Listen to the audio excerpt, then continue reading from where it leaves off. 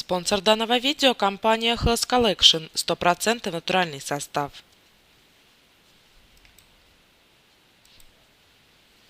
Лечение храпа в домашних условиях. Храп – это нарушение сна, с которым на протяжении жизни встречается каждый. Кто-то храпит сам, а кто-то терпит неприятный звук храпа от домочадцев. Если вас беспокоит храп, необходимо немедленно обратиться к отоларингологу для проведения диагностики и назначения комплексного лечения.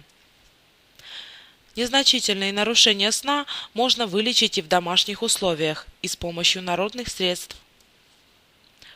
Только важно помнить, что порой храп – это проблема куда серьезнее, поэтому может понадобиться медикаментозное лечение вплоть до хирургического вмешательства.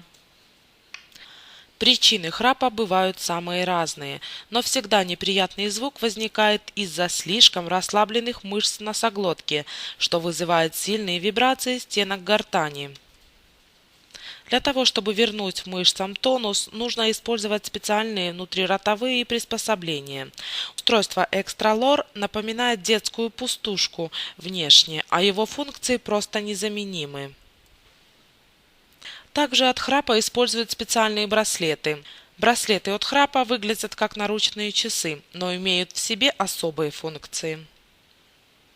На внутренней стороне браслета расположены электроды, которые во время возникновения храпа подают в кожу импульс, что заставляет человека перевернуться на другой бок. Особенность браслета в том, что регулярное его применение вызывает привычку переворачиваться, не дожидаясь срабатывания браслета.